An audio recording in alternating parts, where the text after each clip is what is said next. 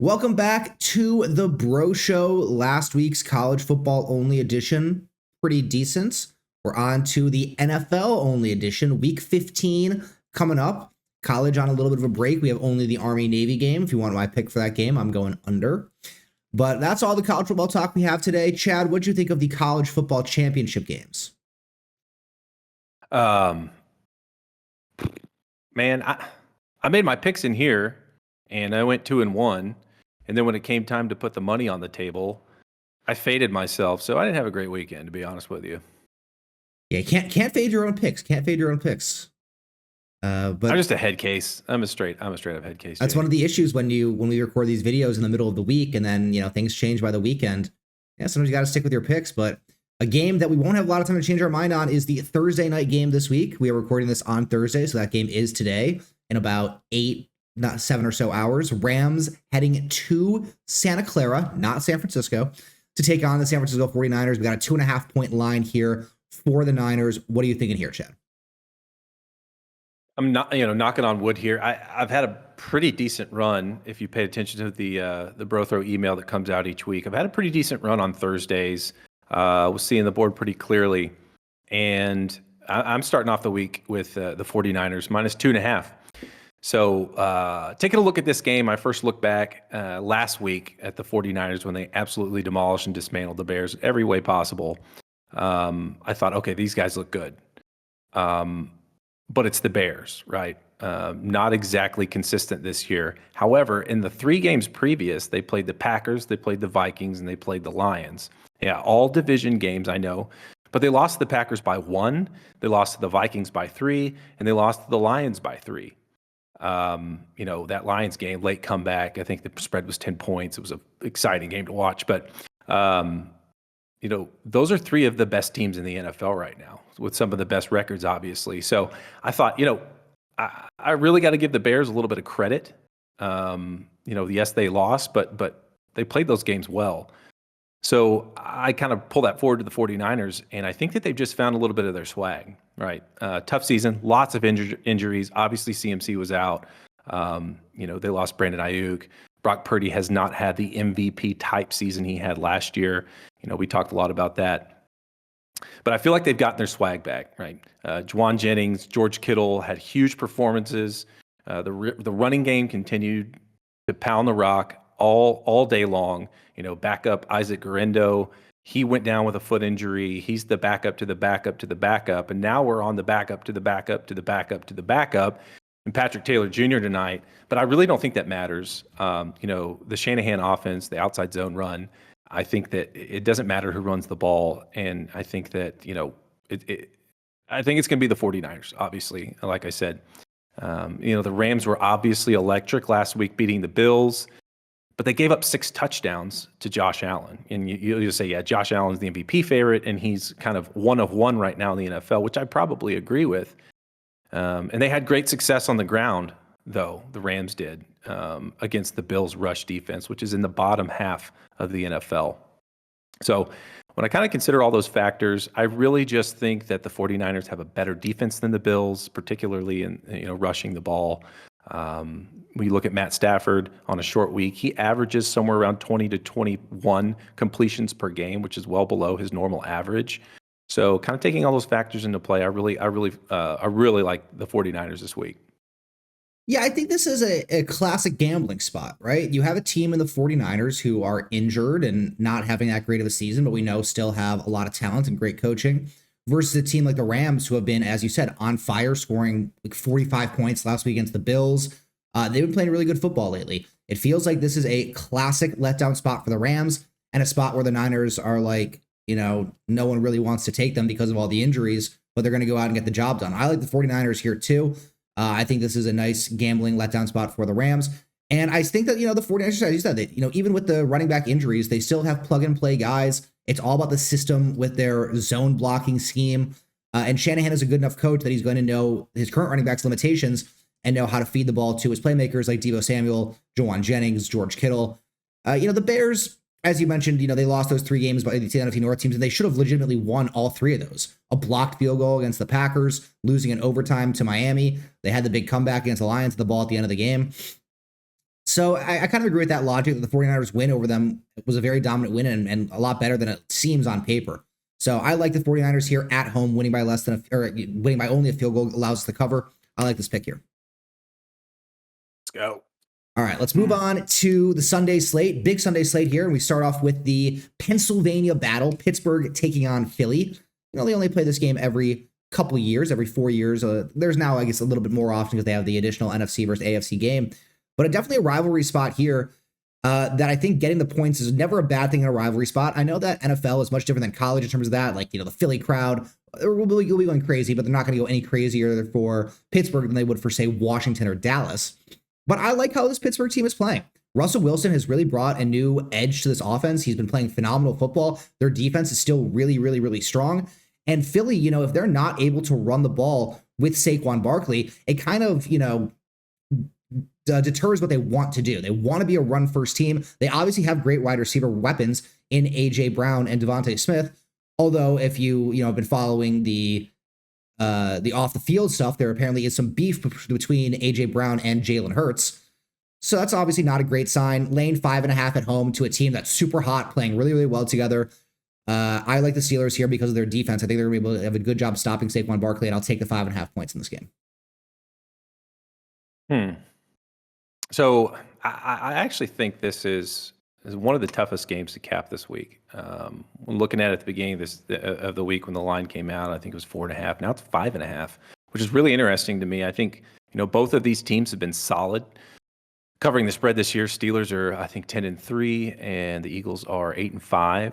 Like I said, 4.5 now, 5.5 is such a tough line to call with two first-place teams in their respective divisions. You've got two teams, both with top 10 rush defenses, two teams, both with top 10 rush offenses. Obviously, the Eagles being first in that category, slightly ahead Baltimore.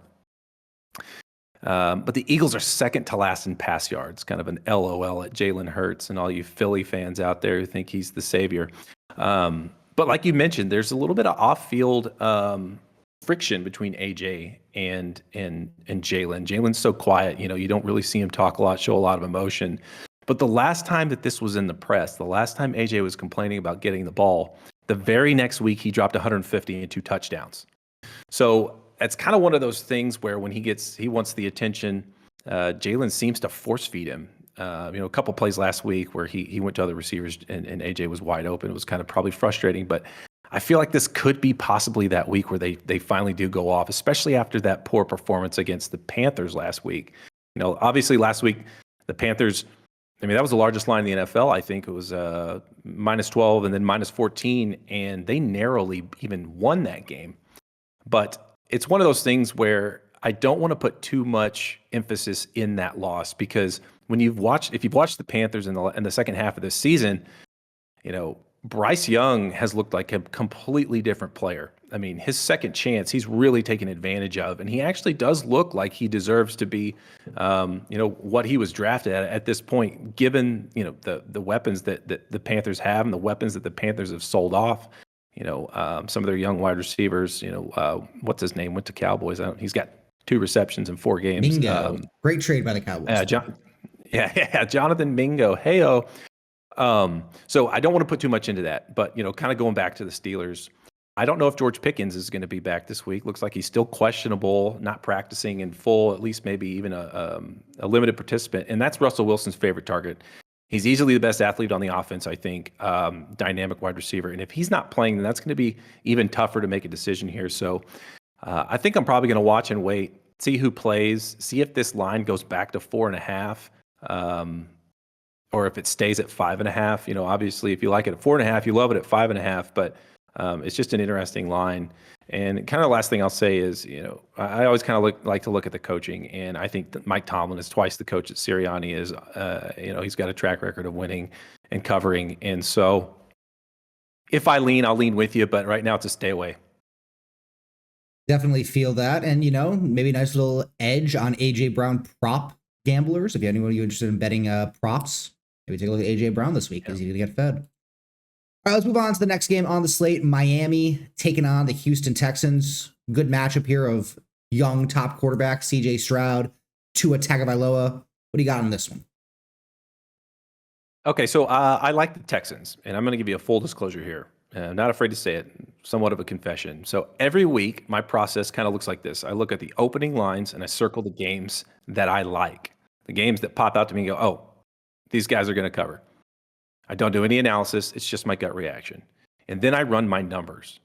And if the numbers say the opposite of what my gut says, it's a play for me, likely, usually, unless there's some injuries and some other things. And I think a lot of gamblers could probably, benefit from that. I fully realize and accept that my little brain over here is subject to the Vegas algorithms and the psychological manipulation that makes them so good. So the next part of this is, and I don't care if this makes me sound soft, whatever, but I follow George Riley Panagakis, or GPR Wins on Twitter. He's just an old kind of legend poker player and somewhat of an NFL sharp. He doesn't make a ton of plays.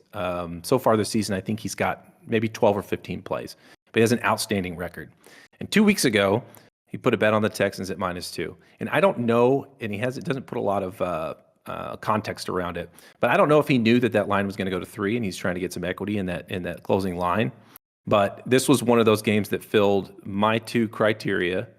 And also George, trying to give a shout out. Love this guy's content. Just an old guy. And anyway, so I like the Texans -3. But beyond those 2 points, the Texans are 4-2 at home, and Miami is 2-4 away so far this season. Not a strong showing, obviously, playing away. Same thing last year. Same thing the year before. If you look at the games that Tua has started. I love Nico Collins. He's back and healthy. I love Tank Dell. I love Michi. I love Joe Mixon. They all have had rest weeks coming into this week, and I love a good bye. So I think that is a big key in the NFL. These guys getting banged up, basically having car crashes every week, and so I think that's the big kind of swing for me. So I just feel like it's a good spot for Miami to drop here. The thing that intrigues me most about this game is the over-under number. We have 46.5 on a 3-point line. So this is implying that the final score is going to be something around 26-23, 25-22. Regardless, it's implying a lower scoring game than I think a lot of us would expect with 2 high-powered offenses, right? You got Tyreek Hill, Jalen Waddle, Joe Mixon, Nico Collins. I mean, you got studs all over the field. Devin Achane. A lot of great offensive weapons on both teams. So if the books are kind of telling us that we may expect a relatively lower scoring game than we're expecting, who does that benefit? And to me, I think that benefits the Texans as well. I think their defense is stronger. I think they got better players overall on their D. And if you were to say, hey, which of these 2 teams is more likely to go out and get a clutch stop, I would side with the Texans here. So at home, laying the 3, I think I agree with you on Houston here. All right, moving on over to the Chargers. Tampa Bay taking on the Chargers. Very fun game. Last primetime game, Chargers taking on the Chiefs. Chiefs with a dramatic walk-off victory with the doinked field goal in. They got every break they needed in that game, and it came to fruition. But the Chargers played pretty well. They've been playing pretty well the last few weeks. They've been looking like a really, really strong team. And so the only thing that really is dissuading me from them is the line. Why is this line so low against a Tampa Bay team that has, they're still missing Chris Godwin. They're still a little bit banged up. They haven't really looked as good ever since those 2 receivers went down. I know Mike Evans is back. I'm still going to side with the Chargers here on this game. I think they're playing too well. I really like how Harbaugh has led his team. They are a very, very fundamentally sound team, especially on defense. And that's where my main concern about is with Tampa Bay. Are they going to be able to put up enough points in this game to outscore the Chargers, who can do it both running and passing? Chargers have Lad McConkey, their top rookie receiver. He was out last week. I don't know if he's going to play again this week, but regardless, I still think that their offense is decent enough to put up some points here. Then I'm relying on the Chargers defense to get the job done. This is one of the top Ds in the league. They held Kansas City to 1 touchdown and 4 field goals last week, and I don't think anyone would argue that Tampa Bay's offense is better than Kansas City's. Now they're going to play at home, which I know LA Chargers don't really have a real home field advantage. Many other fan bases will travel to LA for that weekend. It's a great excuse to go to LA, get in the warm weather. I know Tampa Bay doesn't need to worry about getting in warm weather. But the line does, you would think the line feels a little sketchy. I think it should be more like 5 or 6. I don't necessarily agree with that. I think the line is relatively fair. So because of that, I'm sticking with the Chargers. I think they get it done at home behind their defense. Yeah.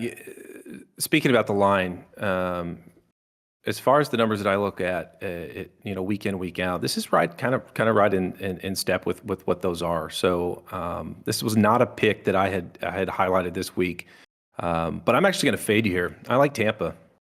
There's a few reasons why. Baker, number one. Currently, I know it's crazy, but currently he's one of the best quarterbacks in the NFL. And again, good for him. Like he was kind of written off with the Browns. He's kind of traveled around. Obviously, he was in Carolina, and he's found his home here in Tampa. He's fourth in passing this year. He's third in touchdowns. Mike Evans is back. He's healthy again after a big hamstring injury earlier in the season. Tampa overall is eighth in rushing with that 1-2 punch with Rashad White and Bucky Irving, who's been an outstanding rookie. He's a little bit banged up, but he's still playing. And, they're sixth in passing per game this season, which is definitely ahead of the Chiefs. Rushing is also ahead of the Chiefs. They're also scoring more points than the Chiefs. So I don't know if I would agree with you that this year, in a vacuum, this Tampa offense is better than the Chiefs. You could go back to the matchups and see who they played and all that. But just as far as the numbers go this season, they seem to be the stronger offense. But now looking at the Chargers, a lot of that is also because the Chiefs have a good defense that put them in positions to be ahead, where Tampa Bay a lot of times is playing from behind. But yes, yeah, hey, that's totally fair. That's totally fair. But you'd also expect that if this Chiefs offense was much better, that they would be scoring more points. Now again, the Chiefs are banged up. Hollywood Brown's out. Isaiah Pacheco's been out. They've had a tough time, moving the ball on the ground and all that. But they've taken a step back everywhere from Travis Kelce. They had to go out and get DeAndre Hopkins to kind of boost them, which has helped obviously. And of course they have Patrick Mahomes. But thinking about the Chargers, like you mentioned last week against the Chiefs, who stole that win away on a doink. The Chargers, you looked at halftime and they were down 13-0. Then I looked up and they're ahead. They scored 2 quick touchdowns in the third quarter. But again, Harbaugh, like you mentioned, well coached. This is the lowest penalized team in the NFL, or at least it was as of last week. I'm almost certain.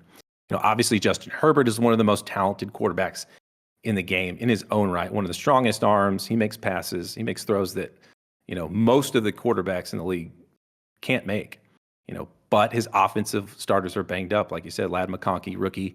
Don't know if he's playing this week. J.K. Robbins is on IR, and now they're relying on 29-year-old Gus Edwards and what I would say stone-handed Kamani Vidal out of the backfield and Quentin Johnston.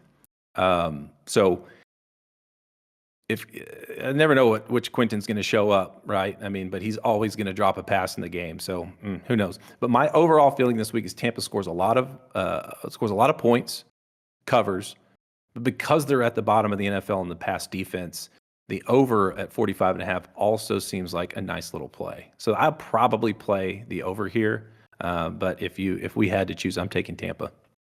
Well, if you want to ride on the over with Chad or take either side of the spread that we talked about in this game, go to BroThrow.com/YouTube today to sign up for absolutely free. Take all your action there for NFL, NBA, college football bowl season, college basketball, MMA, every sport you want to bet on. Go to BroThrow. They have the best price on the market, plus 100 odds on every single spread and over-under bet. And you can find better odds on the money line than any other book. BroThrow.com/YouTube to sign up today.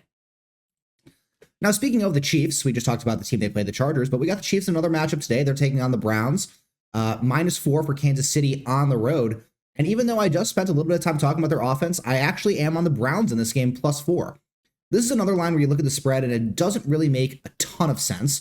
The Browns, while they've been super entertaining with Jameis Winston at the QB position, hasn't necessarily led them to these big-time victories. They did beat the Steelers. That was a very nice win, although everybody was on the Browns on that game for the line.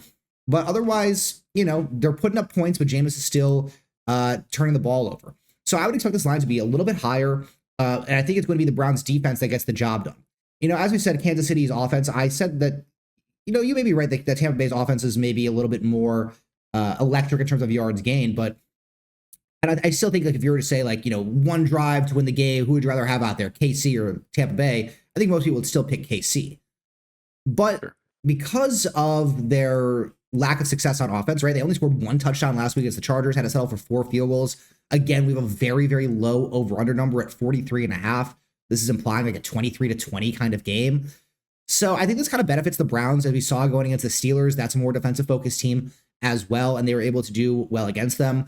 Jameis, if he's able, one of the great things about being a gunslinger is you're willing to try throws that a lot of other people wouldn't make. And against Kansas City, people don't really try a lot of deep shots, right? They're worried about that defensive line pressure. They're worried about the blitzes from Spagnuolo. For better or for worse, Jameis is not concerned about that. He's just going to throw the ball wherever he wants to throw it. And the offense has been playing very, very well with him. I think this is kind of a trappy line. I think a lot of people are going to want to be on KC, but on the road, getting points at home and what should be a more defensive affair. I like getting the points in that situation. I'm going to take the Browns here. Okay. Yeah. I mean, you talked about the Browns offense. Obviously, Jerry Jeudy's there. Elijah Moore, both there. Both have had tremendous success the last few weeks. They've really kind of found a stride. And it's interesting, Jameis is 30 years old. And the Browns are probably, they're in a horrible situation with Deshaun Watson, of course, but I'm kind of want to lobby for Jameis to get a contract. He's only 30. Geno Smith got a franchise contract at 32. So, why not, right? But as far as this game goes, I'm not touching it. I haven't been on the right side of the Chiefs in 4 years. Since BroThrow started, here's a stat for you. I went back and looked at my stat page on BroThrow, something you get with your subscription, by the way, guys. And do you want to take a guess on the team across all sports that I not only have the worst record with, but have lost the most money on? I'm going to guess based on this, it's Kansas City. Pretty good, Jake. Yeah, it's the Chiefs. I'm 22-44-3. So with that said, I'm going to leave this to you. I don't have any opinions. I just looked at my stats. You want to guess who my worst record team is on? The Bears.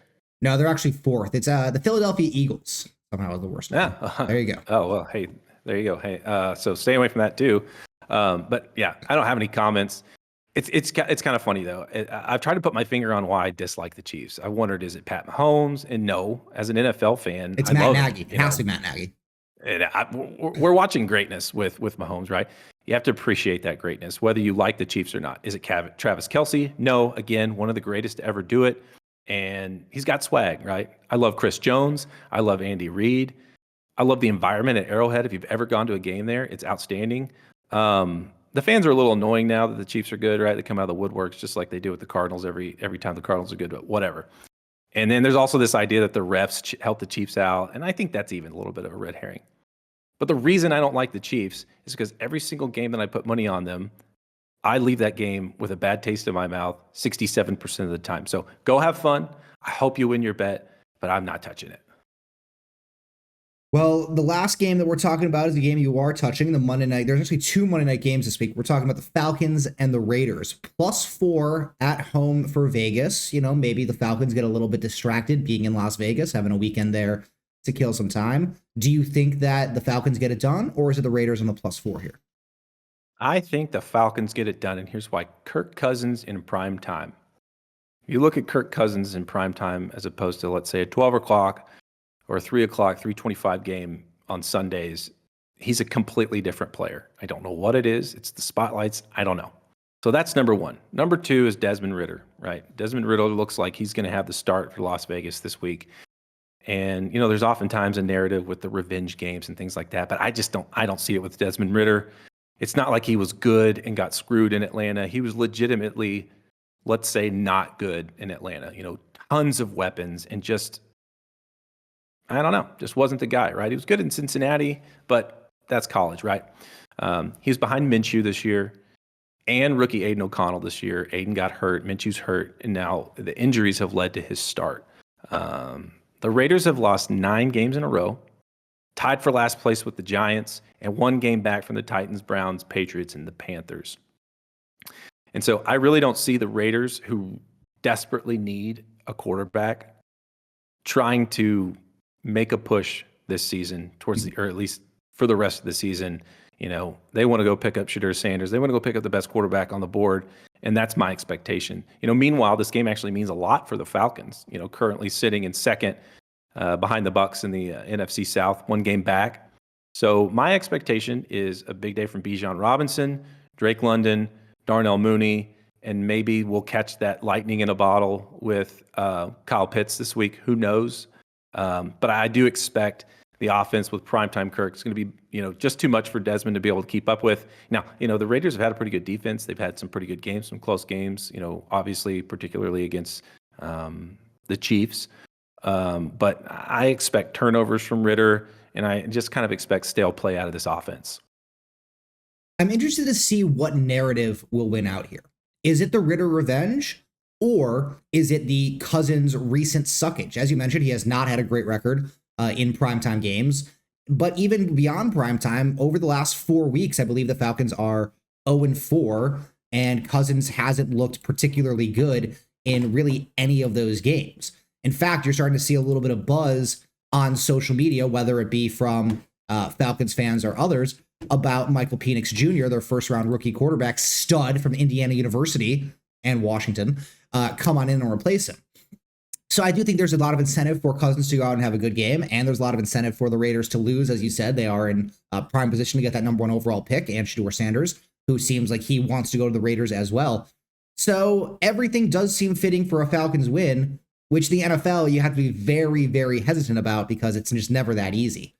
So I really want to see where, the public lies on this one. Are people hammering the Falcons? Are they hammering Vegas? And honestly, I'll probably take the opposite of whatever the public is on and fade the public on this one. But it does seem to me like your logic is dead on correct, and the Falcons should go out and have a very relatively easily winnable game here. But it's just never that simple in the NFL. Yeah, I agree. I mean, right now, you're looking at a few numbers. The public's right at like 49% on the handle for this spread. And obviously it's likely going to change. We'll watch it late, but I really like this pick. So this is going on my emailer this week as well. So I'm locked in. We'll definitely get your subscription up to Chad D's NFL Swingin' Picks. But that is going to do it for this edition of the Bro Show, NFL Week 15 edition. I think we got 6 winners out there for you guys. I'm going to be honest. I think we're going 6-0 this week. Feel pretty good about it. Parlay alert? Parlay alert. A little parlay? But Chad, anything else you want to leave the viewers with before we go on this one? Nothing special. We'll be back next week. Obviously we've got some big NCAA action coming up. Can't wait for that. Got a couple of my futures that are 5 of my futures all still alive. Big Heisman show on Saturday, and that could be real nice, or I could be disappointed. But yes, definitely keep an eye out next week as we will have a full college football playoff breakdown video for you guys. We'll see everybody in the next one. Peace.